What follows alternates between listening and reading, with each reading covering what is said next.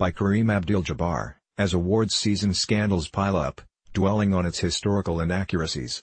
Or the race, or boneheaded past actions, of its writer and director, misses the deeper value of an Oscar-worthy film, writes the NBA great and Hollywood Reporter columnist. Historical movies are never about history. Nor are they meant to be.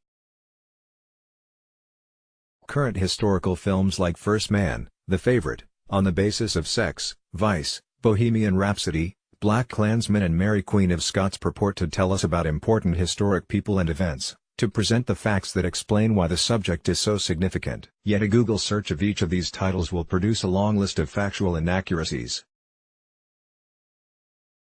And that's okay, because these films are not about facts, they are about something much more elusive and important, truth. Specifically, they are about how the events of the past illuminate the choices we face in the present. That's why the fuss around the historical accuracy and perspective of Green Book, a small film with a modest budget, $23 million, and a modest story that has received 3 Golden Globes and other awards, is so misplaced. Some of the controversy revolves around the portrayal of Drive.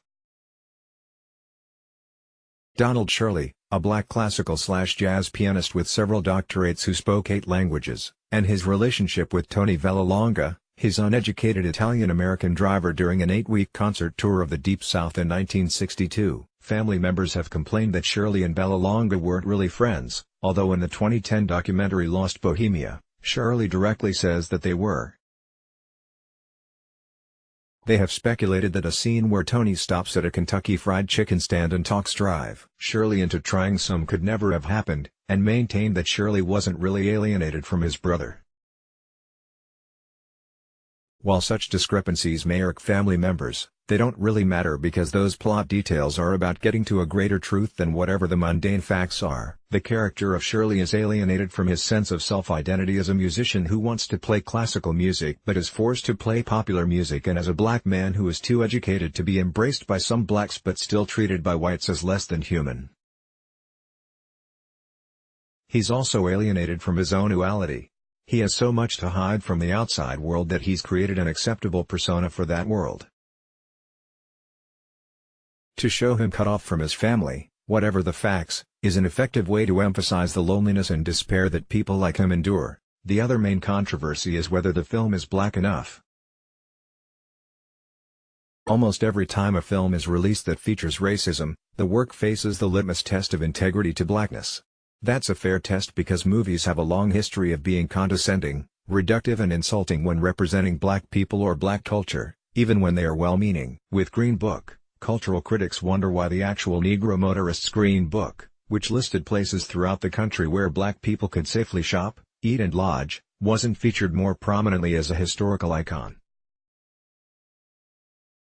Answer: the film implies that there is no safe place for blacks because the entire country, from Tony's kitchen in the Bronx to a concert hall in Georgia, is infected with racism, whether it's overt, passive or institutional.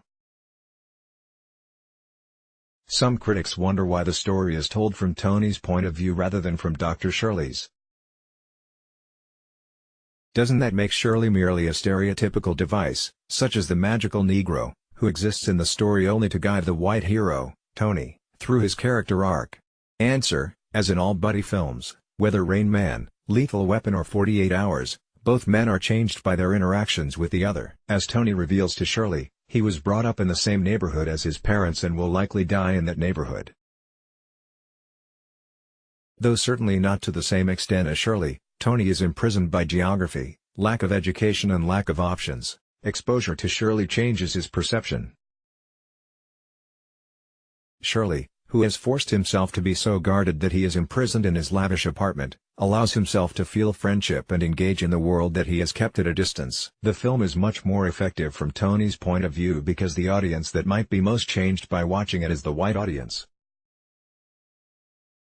When black people see a movie about historical racism like Nate Parker's The Birth of a Nation or Steve McQueen's 12 Years a Slave, we know exactly what kind of horrific cruelty we're going to witness. Our perception of racism will not be changed because we live it daily. We also know that after viewing the movie, some white people will be self-congratulatory and dismissive by saying, well, at least it's not like that anymore. but others will be moved to see how those events in history have shaped our current challenges. Black people watching Green Book will recognize Drive, Shirley's painful journey and be inspired by his accomplishments no more and no less than if the story had been from his point of view. Finally, there is the question of whether the story should have been told by three white men, director and co-writer Peter Farrelly, Nick Vallelonga, Tony Sun, and co-producer Brian Curry. Artistically, it shouldn't make a difference. A good artist must be able to recreate characters who are different than themselves. While I'm aware that blacks in the film industry need greater representation, and I strongly advocate for them, I'm also aware that this was a passion project that might not have been made if not for the commitment of these men. Complicating the situation are some boneheaded acts by two of the filmmakers.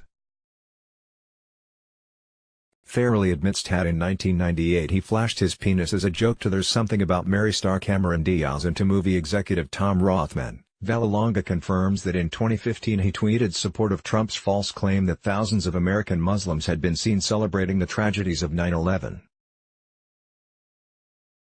Both men have apologized and disavowed their past behavior, which I take as being sincere. Neither act affects the merit of the film. Actually, the controversy embraces the movie's point that we can learn from the past to set us on a more enlightened path for the future. In 1897, a young Stephen Crane, already famous for his Civil War novel The Red Badge of Courage, was traveling from Florida to Cuba when his ship hit a sandbar and sank. He survived on a lifeboat with three other men, though one of them subsequently drowned. His factual account of his ordeal was widely read. Not satisfied, he retold the events in a short story, The Open Boat, which has become one of the most highly regarded stories in American literature. The reason he wrote the short story was that his journalistic account limited him to the facts, while the fictional account allowed him to dig deeper into the more profound truths. The final line of the story reveals the difference. When it came night, the white waves paced to and fro in the moonlight, and the wind brought the sound of the great sea's voice to the men on shore, and they felt that they could then be interpreters. Unless they're making a documentary, filmmakers are history's interpreters, not its chroniclers. Green Book interprets the sea of historical events to reveal a truth relevant to today. Resist those who would tell you to know your place. This is true whether it's about race, gender identity, religion, nationality, body type or anything else that hateful and irrational people use to shame or hinder others in their pursuit of happiness. Let's block ads. Why?